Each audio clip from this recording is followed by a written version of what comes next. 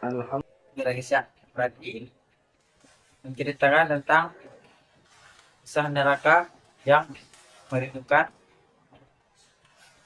penghuni-penghuninya guys ya. Lanjut. Kita bicara la ilaha illallah, bahwa tidak ada Tuhan yang perlu disembah selain daripada Allah subhanahu wa ta'ala. Ini hakikatnya merupakan inti daripada ajaran rasul-rasul terdahulu. Kenapa? Seluruh rasul bersumber dari satu sumber yang sama, yaitu dari Allah subhanahu wa ta'ala. Maka prinsip ajaran ketuhanan yang mereka bawa tentu saja sama. Nabi Adam mengajarkan la ilaha illallah, Nabi Nuh mengajarkan la ilaha illallah, cuma tentu sambungannya Nuh Rasulullah. Nabi Ibrahim mengajarkan la ilaha illallah, Ibrahim Rasulullah. Nabi Musa mengajarkan la ilaha illallah, Musa Rasulullah. Bahkan Nabi Isa mengajarkan la ilaha illallah, Isa Rasulullah.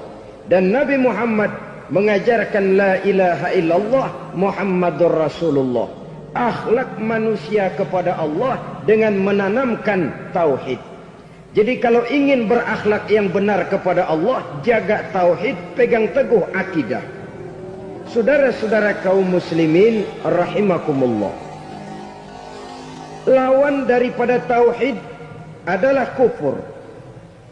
Kufur bisa dua, bisa kufur iman, bisa kufur nikmat. Kufur itu sifatnya, kafir itu orangnya. Ada orang kufur iman, dan ini merusak akhlak kepada Allah subhanahu wa ta'ala. Kufur iman itu kadang-kadang bentuknya syirik, orangnya disebut musyrik. Kufur iman itu kadang-kadang bentuknya nifaq, orangnya disebut munafik. Kufur iman itu kadang-kadang bentuknya riddah, orangnya disebut murtad. Ini merupakan jenis daripada kufur-kufur iman dan tergelincirnya manusia daripada akhlak kepada Allah subhanahu wa ta'ala. Benar, di zaman sekarang kita tidak menyembah berhala. Memang di zaman sekarang kita tidak menyembah patung. Iya, kita tidak berkeyakinan Tuhan lebih dari satu. Tapi kadang-kadang akhlak kita kepada Allah sering lentur dan luntur, sering bergoyang dan tergoncang, sering kena erosi dan polusi. Bahwa kita tidak menyembah Latta, Uzza, Manat dan Hubal seperti masyarakat jahiliyah dahulu, memang.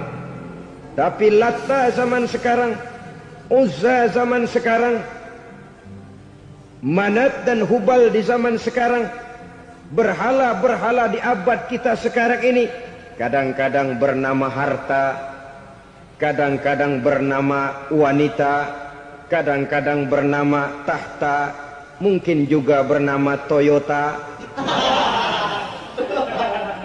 Sesuatu yang lebih kita agungkan daripada Allah, menjelmalah dia menjadi berhala-berhala di zaman kita sekarang ini. Manakala kita di kantor sudah lebih takut kepada kepala bagian kita daripada kepada Allah, maka Tuhan kita barangkali adalah kepala bagian kita.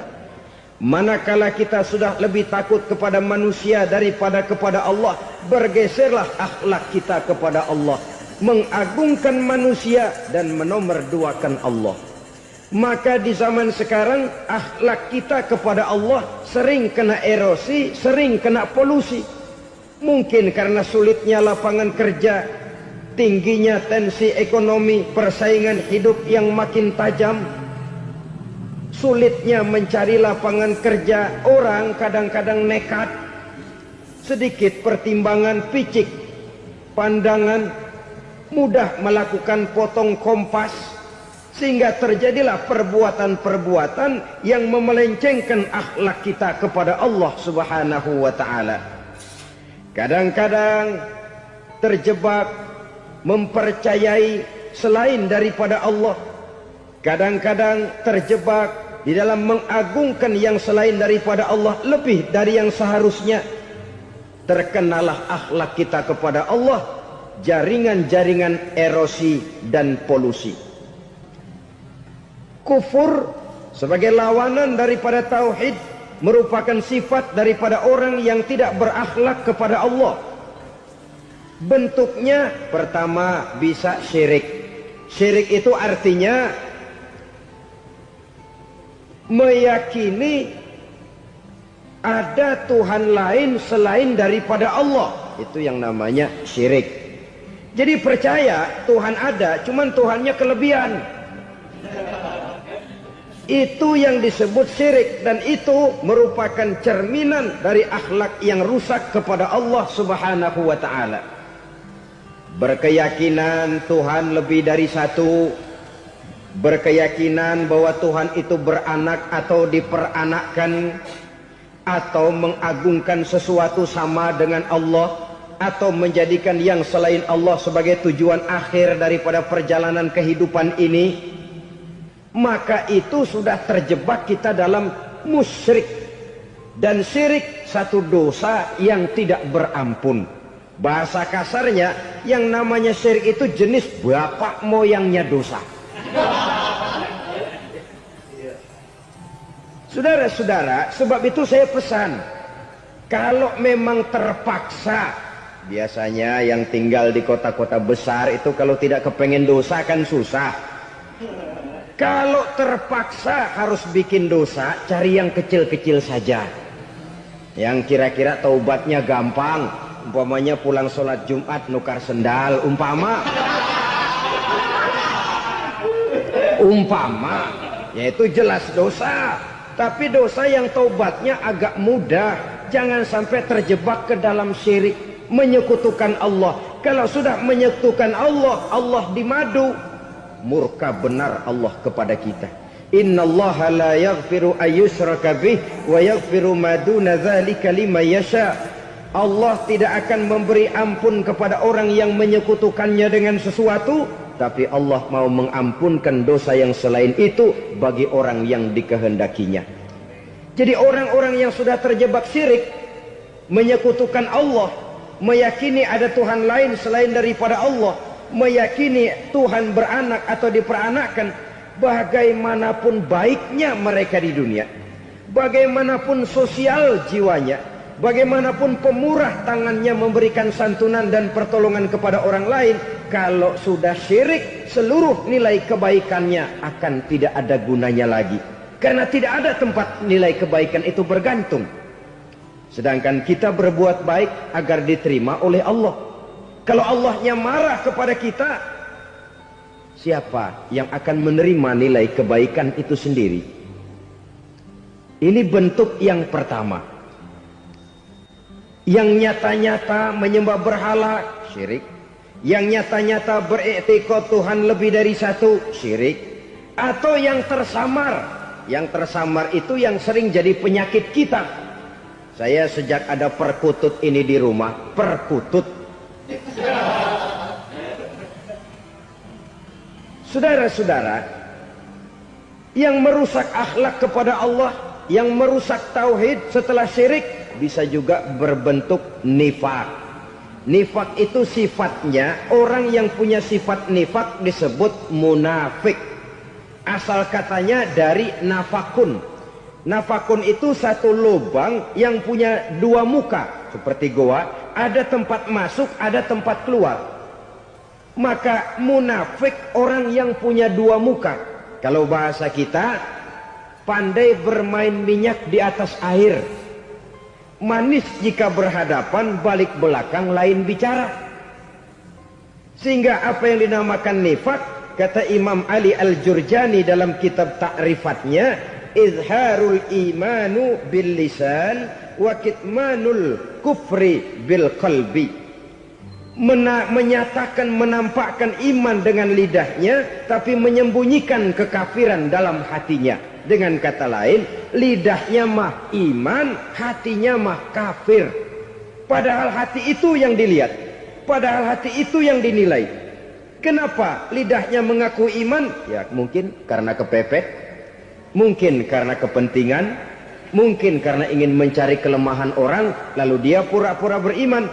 tapi sesungguhnya hatinya kufur. Ini merupakan penyakit munafik. Dan terus terang, menghadapi orang munafik jauh lebih berat daripada menghadapi orang kafir.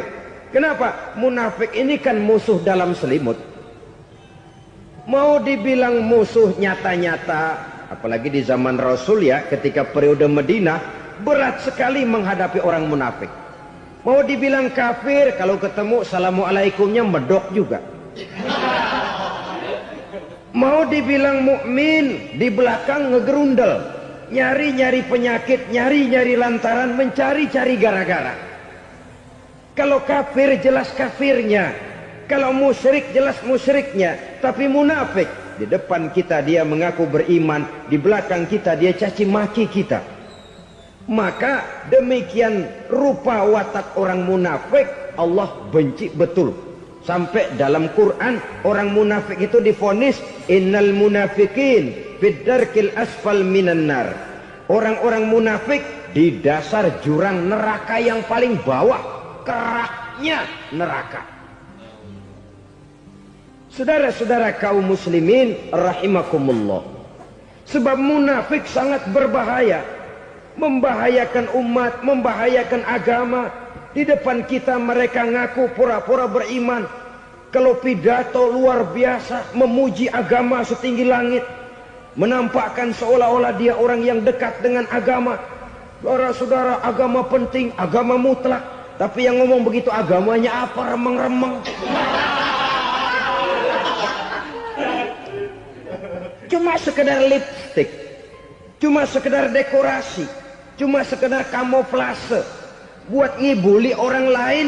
Dia mengaku beragama, mengatakan agama mutlak, menganggap agama penting, seolah-olah memperhatikan benar tentang tatanan kehidupan beragama, tapi sebenarnya di hatinya tidak lebih berkecamuk penyakit-penyakit kufur.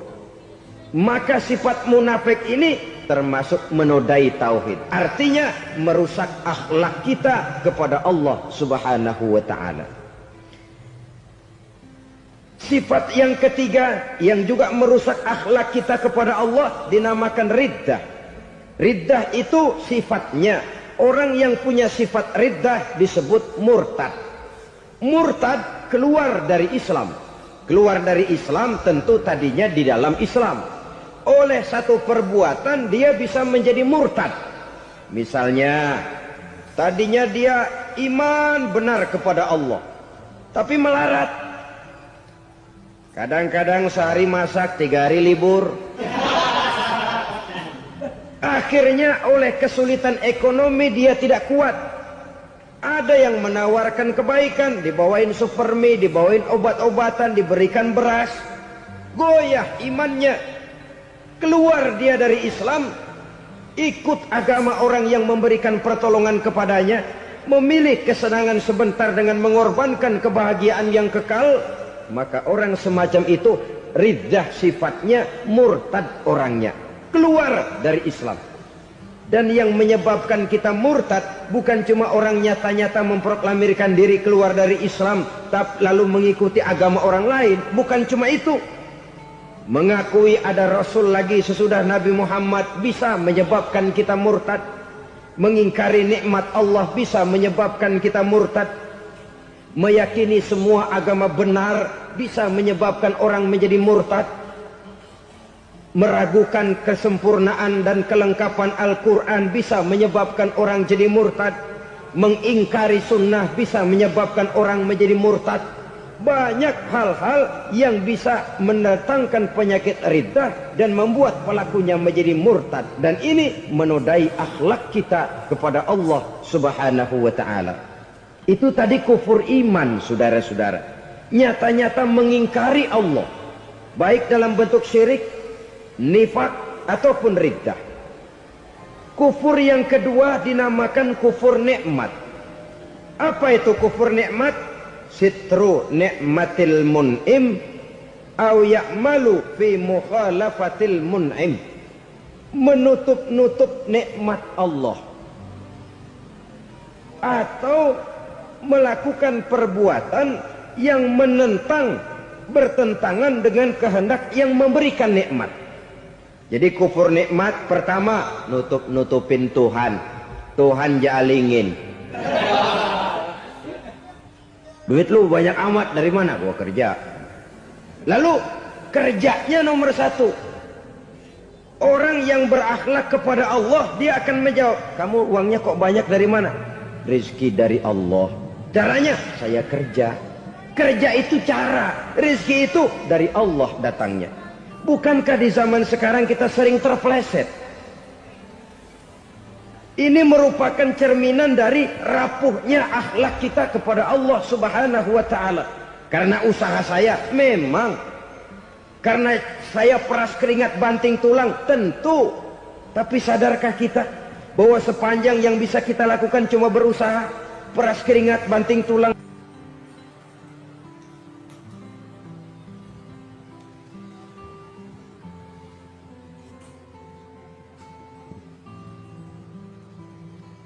Soal rizki, soal jodoh, soal maut, kitakah yang mengatur?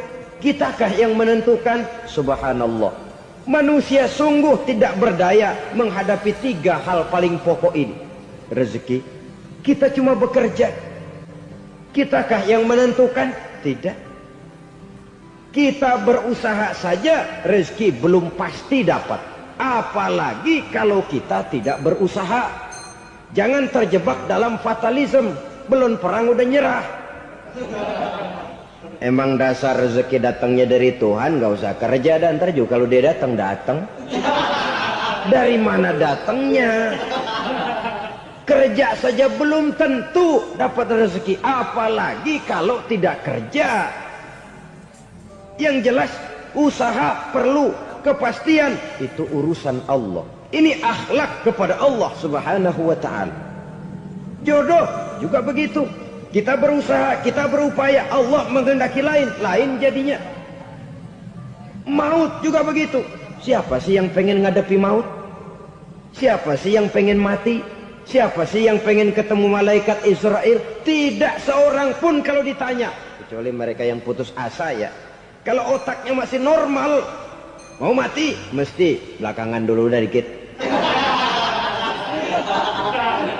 Tapi yang satu itu saudara, kalau dia sudah datang, tenaga mana yang bisa menolak? Kalau dia sudah berkunjung, kekuatan mana yang bisa menghindar? Kalau dia sudah ingin bertemu, kemana kita bisa melarikan diri? Manusia sepanjang yang dia lakukan hanya berusaha, tapi kepastian, ketentuan dari Allah Subhanahu wa ta'ala. Orang yang kufur nikmat, nutupin Allah. Dia merasa rezekinya adalah mutlak peras keringatnya. Seolah-olah Allah nggak punya peranan apa-apa di situ. Oh, ini kan saya bisa rumah begini karena saya kerja keras. Oh, ini mobil saya begini saya kerja keras. Peras keringat banting tulang keras.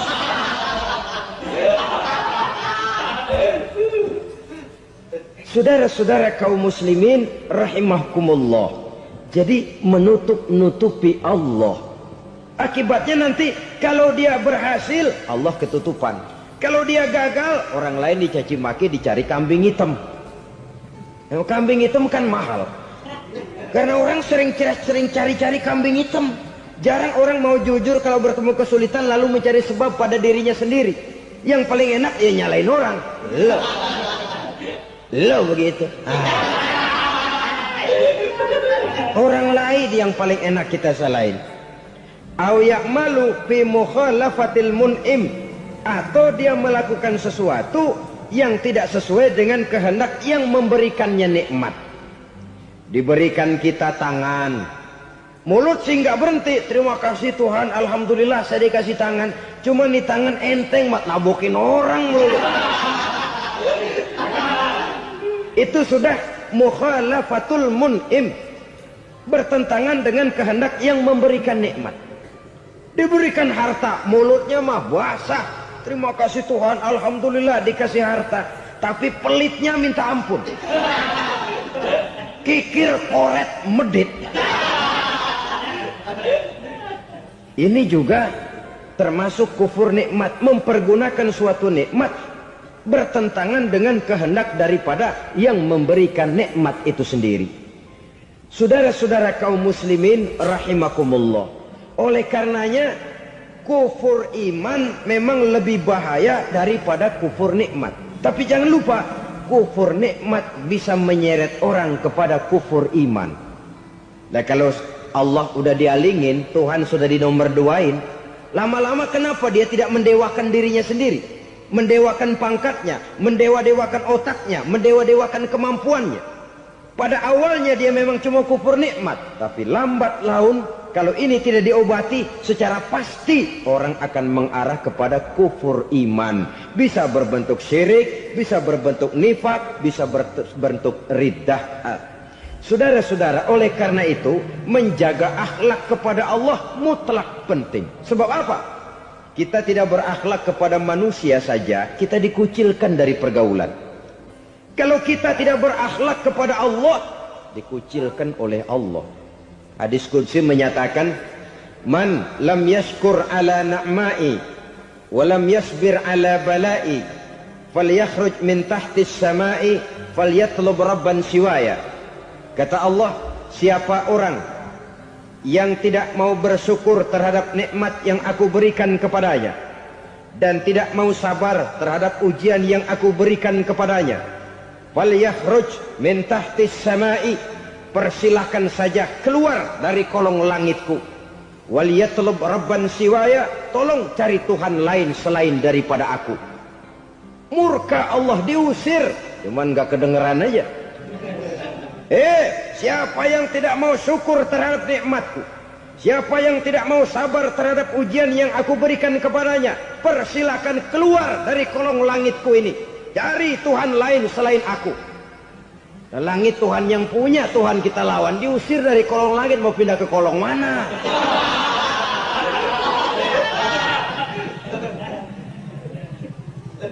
Jadi jangan merasa kufur nikmat kan enteng. Iya, kelihatannya begitu, tidak sebahaya kufur iman. Tapi kufur nikmat ini merupakan anak tangga yang kalau kita sudah mulai naik, kita akan naik terus sampai kepada tingkat di mana kita mengalami kufur iman. Kalau sudah ke sana, maka akhlak kita kepada Allah terkenalah erosi, terkena polusi, hancur akhlak kepada Allah, dan itulah sumber kesengsaraan abadi.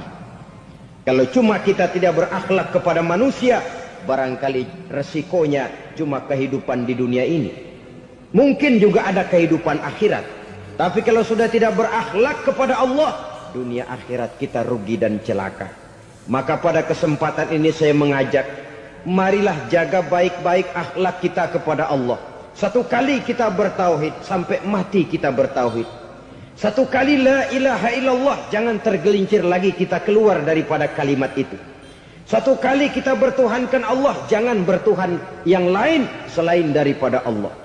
Jangan sekutukan Allah, jangan samakan Allah dengan sesuatu, jangan mengangkat yang lain sama agungnya dengan Allah. Sebab dengan demikian kita seolah-olah sudah mengotori akhlak kita kepada Allah Subhanahu wa ta'ala. Saudara hadirin yang saya hormati, jadi oleh karenanya akhlak kita kepada Allah merupakan basis daripada kehidupan beragama. Kalau itu sudah mulai rapuh, mulai terkena erosi dan polusi, mulai rusak, dikhawatirkan nanti nilai ibadah kita kepada Allah juga akan turut ambruk karenanya. Saudara-saudara kaum muslimin rahimakumullah, tugas yang kedua, memperbaiki akhlak manusia kepada sesama manusia. Kita tahu Islam sesuai dengan namanya adalah agama damai. Maka akhlak manusia kepada sesama manusia menempati porsi yang penting dalam kehidupan beragama. Bagaimana seorang muslim bergaul, bertata krama terhadap sesama manusia. Mari kita lihat lebih jauh persoalannya.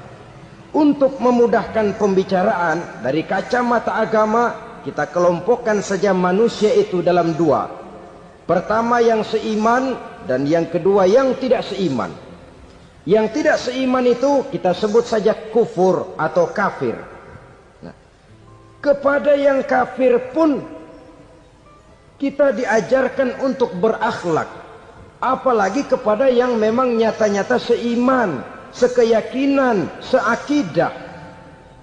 Kemanapun Islam datang, ke negara manapun ia masuk, ia tidak menaburkan kerusakan.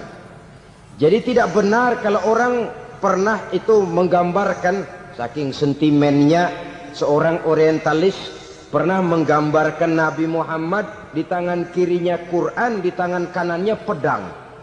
Menggambarkan seolah-olah Islam dikembangkan dengan kekerasan. Sebenarnya tidak sama sekali. Kalaupun dalam sejarah perkembangan Islam pernah terjadi perang, maka perang dalam Islam sesungguhnya, apabila kita amati sejarahnya, bukan untuk memaksakan agama. Karena memang agama tidak bisa dipaksakan. Tetapi justru untuk mempertahankan agama dari segala macam hambatan, rintangan, hinaan, dan fitnahan. Tapi kemanapun yang jelas Islam masuk, dia tidak pernah membuat kekacauan, kerusuhan, ataupun penghancuran. Candi Prambanan bahkan dipugar, gereja-gereja tidak ada yang dihancurkan oleh umat Islam. Kenapa? Islam agama damai. Soal agama, soal lakum dinukum waliyadin, la ikraha fid din, qad tabayyana ar-rusdu minal ghayy. Tidak ada paksaan dalam beragama, sebab nyata yang benar dengan yang tidak benar. Belum pernah ada orang kafir masuk ke perkampungan orang Islam lalu dikejar-kejar, diteriakin kafir, kafir, sunatin.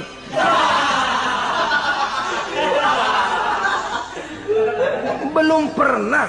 Kenapa? Islam menghormati orang lain agama.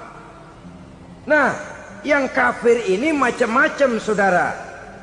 Ada kafir harbi. Nah, ini kafir kerok. Ini kafir yang nyata-nyata memproklamirkan permusuhan kepada umat Islam. Nyata-nyata mengganggu ketenangan umat Islam. Kafir yang seperti ini yang boleh diperangi. Misalnya kita mau sembahyang Jumat dijagain, nggak boleh sembahyang Jumat, getok palanya. Kafir harbi artinya tantangan perang datang dari mereka, bukan kita yang mulai, mereka yang buka front. Prinsipnya umat Islam tidak boleh mencari-cari musuh, tapi pun tidak boleh lari kalau ketemu musuh. Musuh jangan dicari, ketemu jangan lari. Karena itu kesan seolah-olah umat Islam ini teroris, umat Islam ini destroyer, umat Islam ini sering menimbulkan keonaran, kerusakan.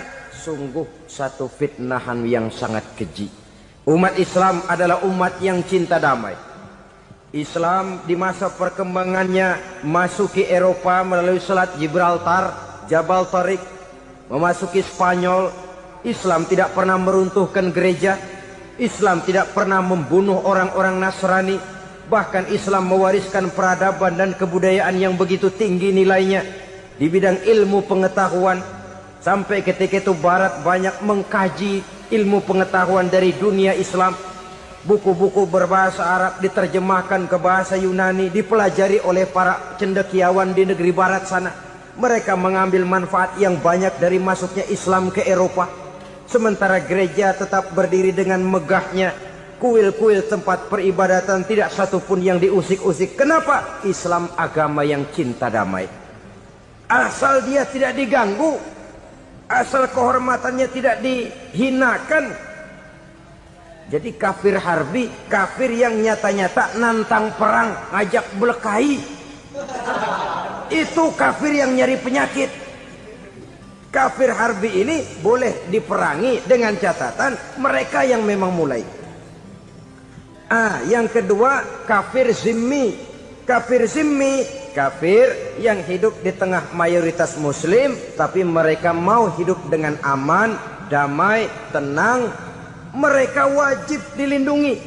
Bahkan Nabi pernah memberikan satu jaminan, man aza zimmiyan faqad azani. Siapa yang mengganggu orang kafir zimmi sama saja dengan mengganggu saya. Kehormatannya dijaga, harta bendanya dilindungi, anak istrinya pun dilindungi. Dan ini jadi kenyataan. Saudara bisa lihat di negara-negara yang mayoritas penduduknya beragama Islam, orang-orang kafir di luar Islam hidup dengan tenang, aman, damai. di Saudi Arabia, di luar tanah haram, di luar Mekah dan Madinah, banyak orang-orang kafir mencari nafkah. Mereka tenang, aman, dilindungi undang-undang. Begitu di Mesir, begitu di negara Indonesia yang berdasarkan Pancasila ini. Kehidupan beragama menimbulkan gairah, rukun, tenang, aman, damai, sepanjang tidak saling ganggu, tidak saling usik, menghargai orang yang sudah beragama, tidak menjadikan penganut suatu agama sebagai sasaran dari dakwah agama lainnya. Saudara-saudara kaum muslimin rahimakumullah. Jadi memang oleh Al-Quran kita dianjurkan asyidda 'alal kuffar ruhama bainahum. Tegas kepada orang kafir, kasih sayang kepada sesama muslim.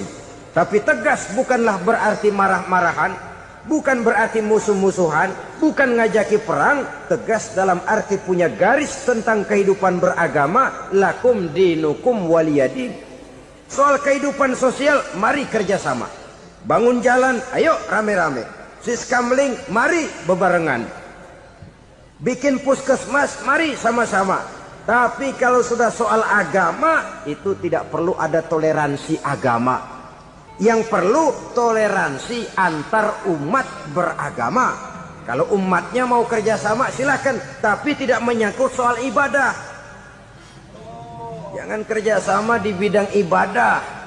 Itu kerjasama yang salah pasang, saudara-saudara.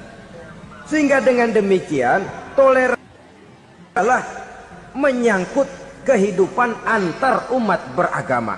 Sedangkan agama sendiri punya coupling yang nyata. Sehingga dengan demikian tegas kepada orang kafir dalam arti kita punya satu kepribadian. Tidak ngambang. Nggak lalu kalau ditanya orang, sebenarnya agama lu apa sih? Ah, gua mah gimana musimnya aja. Agama pakai musim kayak rambutan. Akhirnya ya begitu, musim-musiman. Ke masjid kelihatan, ke gereja hayo, ke candi nongol, ke apa? Bingung malaikat bagaimana nyatetnya nih bocah ini. Di mana aja ada. Kita punya satu kepribadian. Saya muslim dan garis saya ini, lakum dinukum waliyadin. Bagi Tuhan persilakan agama Tuhan, bagi kami agama kami. Kami hormati Tuhan, Tuhan hormat kepada kami. Tapi soal agama, couplingnya jelas. Kerjasama, mari urusan muamalah, bidang sosial. Yuk kita siskamling sama-sama dengan orang lain agama. Mari jaga kerukunan, kesatuan, persatuan, kekompakan. Perbaiki jalan yang rusak, mari sama-sama. Mendandani jembatan yang runtuh, mari sama-sama. Tapi sembahyang, couplingnya lain-lain. Sebab Nabi juga dulu pernah ditawarkan begitu loh sama kafir jahiliyah dulu, Quraisy itu. Sudah Muhammad, sekarang begini saja, kita join aja daripada marah-marahan. Hari ini saya oke, menyembah Tuhanmu Allah. Besok gantian kamu menyembah Tuhan kita, Latta, Uzza, Manat dan Hubal. Turun, qul ya ayyuhal kafirun la a'budu ma ta'budun. Soal ibadah couplingnya jelas, tidak boleh dicampur adukkan. Sebab kalau tidak, kita akan mulai kehilangan identitas diri.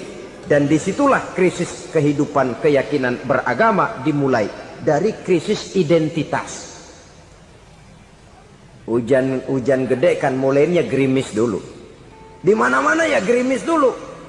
Gerimis makin lama makin gede. Kita akan mulai dengan kehilangan identitas diri. Dari sana nanti kita malu mengakui keislaman kita.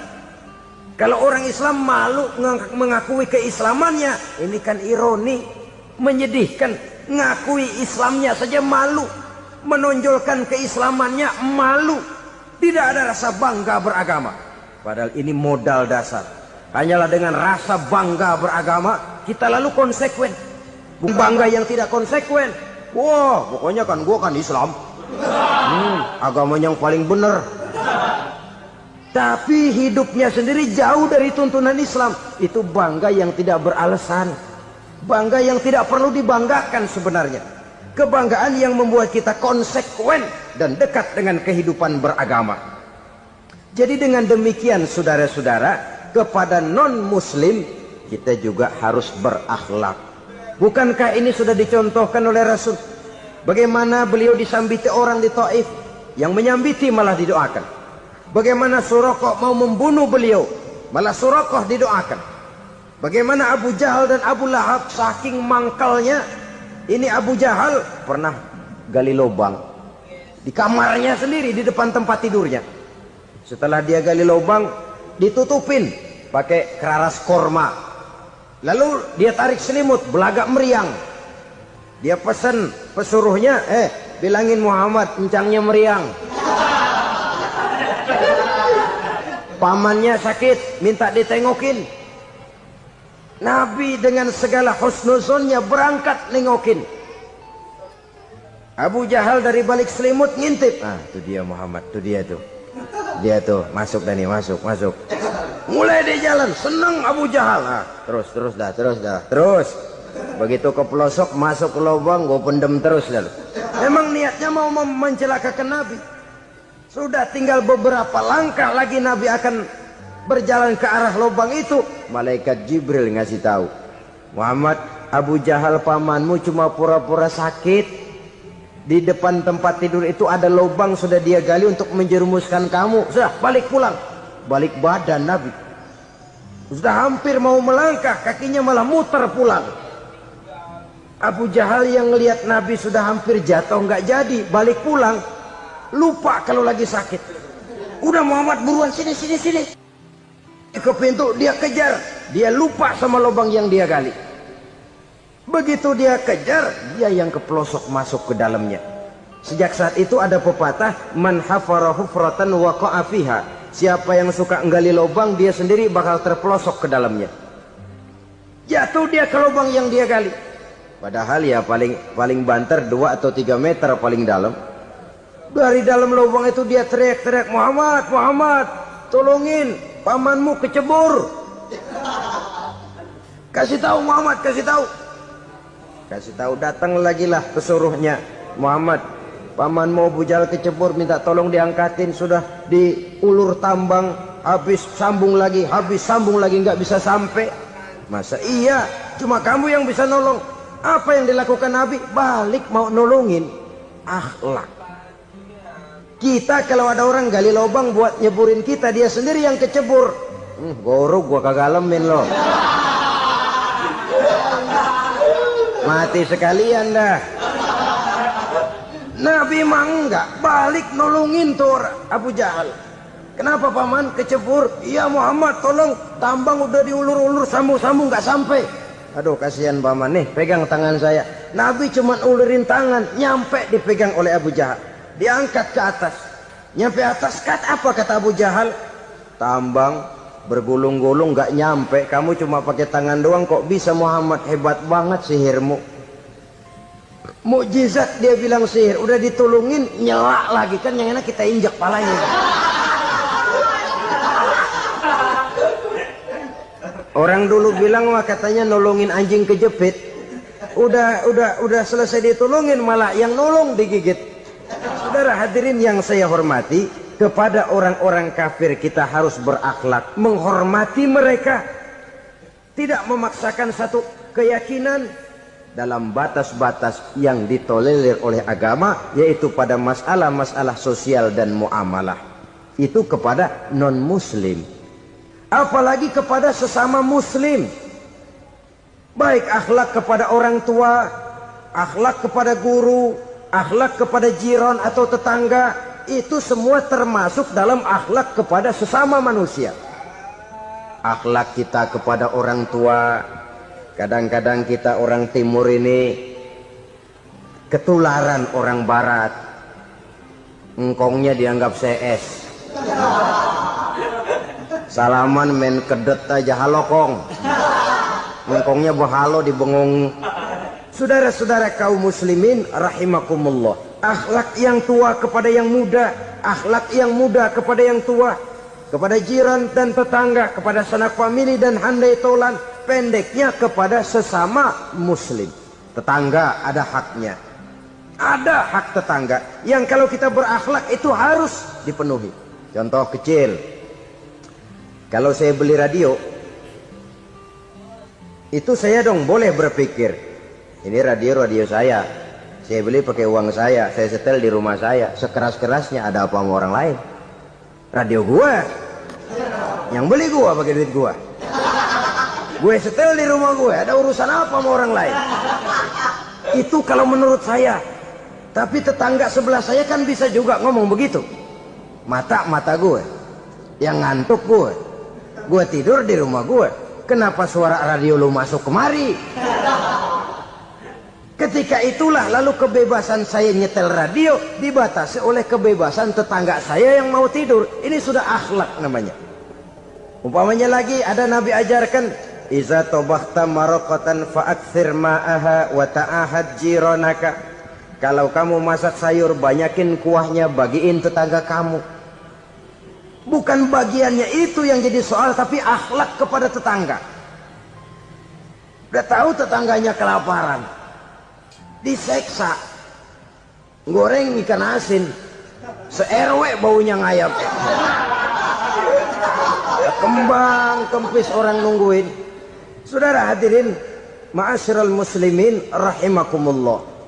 Jadi dengan demikian, kalau sudah kembali kepada orang-orang yang nilai imannya sama dengan kita, apapun organisasinya, apapun baju yang mereka pakai, kaos yang mereka pakai, jaket yang mereka pakai, kalau sudah seakidah, seiman, jaga akhlak kita. Pendapat boleh berbeda, kaos boleh tidak sama, jaket boleh beraneka warna, bendera boleh beragam-ragam, tapi ukhuwah Islamiyah ini utamakan. Adalah lebih baik mencari persamaan dalam kehidupan dan bukan memperbesar perbedaan. Hanyalah dengan mengembangkan nilai-nilai akhlak semacam ini, toleransi tidak hanya diperlukan kepada yang non-muslim, kepada sesama muslim pun toleransi. Artinya apa? Jangan memponis amalan orang lain. Yang usoli, yang tidak usoli, berjalanlah menurut keyakinannya masing-masing. Jangan lalu memponis, itu namanya nggak toleransi. Kamu nggak pakai usoli ya? Enggak. Brengsek. Kamu pakai usoli ya? Iya. Bid'ah. Lah dua-duanya kagak yang benar. Kalau yang sembahyang kagak benar, bagaimana yang kagak sembahyang? Apa itu yang benar? Toleransi, setuju dengan perbedaan pendapat, jangan memponis amalan orang lain. Karena kita hanya beramal, hak menerima adalah Allah Subhanahu wa ta'ala. Jangan sebentar-bentar mencap bid'ah, dolalah, finnar, neraka. Kayaknya neraka kapling orang tuanya kali. Gampang bener masukin orang ke neraka. Kita kadang-kadang bisa toleransi dengan orang luar, tapi kepada sesama muslim toleransi tidak sanggup kita adakan. Mengklaim merasa kita yang benar, orang lain salah semua, itu tidak toleransi namanya. Mentang-mentang jadi ustadz, nih satu-satunya ustadz di sini ya, semuanya mesti ngaji kemari. Kalau nggak ngaji kemari Islamnya kurang tapi benar. Toleransi. Saudara-saudara kaum muslimin rahimakumullah, lapang dada menghargai orang yang berbeda pendapat, apalagi kalau perbedaan pendapat itu menyangkut hal-hal yang tidak prinsipil, menyangkut hal-hal yang sekunder dalam kehidupan beragama, menyangkut masalah-masalah yang dalam bahasa fikih disebut soal-soal furu'iyah. Tidak usah menyebabkan kita bersih tegang. Kepala sama hitam pendapat boleh berbeda dan halal. Bahkan Nabi mengatakan ikhtilafu ummati rahmatun. Perbedaan pendapat di kalangan umatku bahkan menjadi rahmah, sepanjang perbedaan pendapat itu diiringi dengan rasa toleransi. Tapi kalau sudah main baku hantam, main klaim, memponis orang lain, akhirnya timbullah keretakan. Jangan heran kadang-kadang satu masjid dua kelir. Ya soal kelir boleh kelar-kelir, boleh kelar-kelir, tapi kalau harus terlalu mencolok menyebabkan timbulnya keretakan, saya kira yang akan turun bukan lagi rahmah tapi bala. Bala akan menimpa kita, jatuh kita menjadi umat yang lemah. Oleh karena di antara kita sendiri, sesama kita tidak pandai bertoleransi, tidak lapang dada. Ada anak muda kelihatannya mau majuan dikit, yang tua curiga. Nah, kalau dia maju pasaran gua bangkrut dong nih. Lalu ditekan tuh anak ditekan melejit. Kadang-kadang yang tua maksudnya baik mau memelihara, yang muda salah terima. Kan tua kejemur. Dari dulu sampai sekarang gitu-gitu doang. Anak kemajuannya. Padahal yang tua barangkali maksudnya juga baik, mau memelihara. Sebenarnya kalau kita bisa mencoba mencari titik temu dengan alur komunikasi, tidak merasa diri yang paling benar, tapi toleransi, boyak menerima pendapat orang lain, setidaknya mau mendengar omongan orang. Yang susah kalau udah kena penyakit nggak mau ngerti omongan orang, nggak mau nerima pendapat orang. Kodok di kolong tempayan, cukeng kayu asem, asal ijo udah ijo aja ijo dah. Nggak ngerti omongan orang, yang kayak begini yang orang jadi kesandung. Oleh karena itu saudara-saudara, alangkah nikmatnya kehidupan ini apabila kita menyadari kita ini ummatan wahidah, satu umat yang satu, yang diikat dengan akidah. Kalau kepada yang non muslim saja kita diajarkan untuk berakhlak, apatah lagi kepada yang seiman, seakidah, sekeyakinan. Wajarkah perbedaan pendapat yang kecil-kecil lalu menyebabkan kita bertolak belakang, cerai-berai, centang perenang? Bila bertemu di jalan yang satu menyisih ke kiri, yang lain menyingkir ke kanan. Kalaupun juga bercampur di tengah kumpulan orang banyak, persis air dengan minyak. Yang atu melengos, yang atu madep mojok. Orang lain senyum, dia mau pada manyun. Saudara-saudara kaum muslimin rahimakumullah, realita ini walaupun tidak enak, pahit, tapi masih hidup di sebagian masyarakat kita. Ini yang perlu kita atasi. Soal toleransi kepada orang lain, sejarah sudah membuktikan. Mari kita jangan cuma bisa mengajak orang lain, umat lain untuk bertoleransi dengan kita, tapi kepada sesama kita, toleransi ini perlu kita tegakkan, perlu kita bina.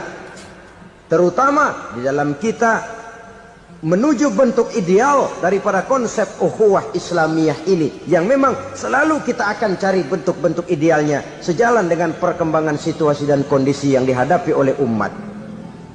Perbedaan organisasi, perbedaan kepentingan organisasi tidak seharusnya menyebabkan kita merasa meremehkan orang lain dan mengangkat diri, mengklaim diri sebagai yang ter. Jadi dengan demikian, apabila yang pertama tadi akhlak kepada Allah dinamakan hablum minallah, maka yang kedua ini merupakan hablum minan nas. Jikalau baik akhlak kita kepada Allah, baik akhlak kita kepada manusia, nikmat rasanya menjalani kehidupan.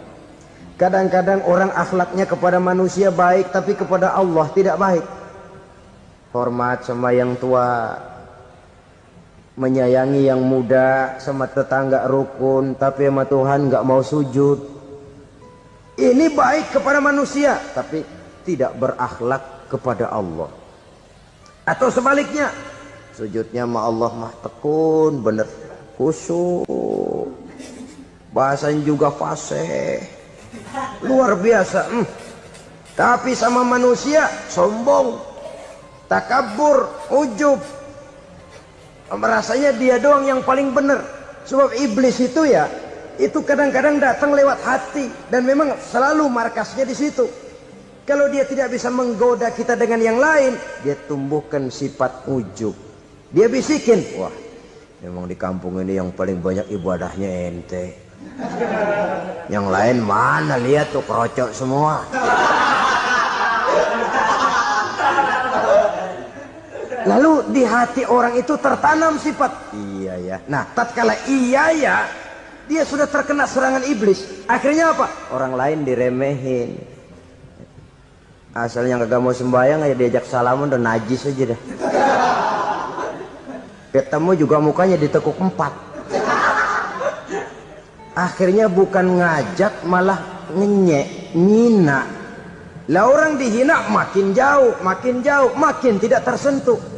Bukan cara itu yang diajarkan oleh Rasul. Bahwa orang tidak mau sholat, tugas kita mengajak. Soal dia tidak sholat, ya itu dosa dia kepada Allah. Saudara-saudara kaum muslimin, ujub disuntikkan oleh iblis ke dalam hati kita. Sujudnya kepada Allah benar, tapi akhlaknya kepada sesama manusia. Merasa paling benar sendirian, merasa orang lain salah semua. Pokoknya kalau di luar lingkungannya udah kagak bener aja udah bahaya. Saudara-saudara, ini juga penyakit yang disuntikan oleh iblis. Sebab iblis itu tipu dayanya luar biasa, strateginya lihai. Makin tinggi kualitas iman, ya makin berat upaya iblis untuk menjerumuskan kita. Karenanya saya mengajak, marilah kita bertoleransi, baik kepada non muslim, lebih-lebih lagi kepada sesama muslim yang kebetulan berbeda baju, berbeda kaos, berbeda organisasi, lain bendera yang dibawanya. Tapi toleransi mari kita canangkan. Kita terikat oleh ukhuwah Islamiyah. Dua. Yang ketiga, akhlak manusia kepada makhluk Allah lainnya di luar manusia. Saudara-saudara, dengan berakhlak kepada Allah, berakhlak kepada sesama manusia, berakhlak kepada makhluk Allah di luar manusia, baik flora maupun fauna, maka mudah-mudahan akan terciptalah satu ekosistem, satu lingkungan hidup yang membuat kita nikmat menjalani kehidupan ini. Inilah saja yang kita bicarakan pada pertemuan kali ini. Marilah kita membina nilai-nilai akhlak walaupun berat tantangannya. Sungguh lebih baik rakyat rendah yang berakhlak tinggi daripada pejabat tinggi yang berakhlak rendah. Karena nilai manusia pada akhirnya ditentukan oleh akhlaknya itu. Usikum wa nafsi bitaqwallah. Wassalamualaikum warahmatullahi wabarakatuh.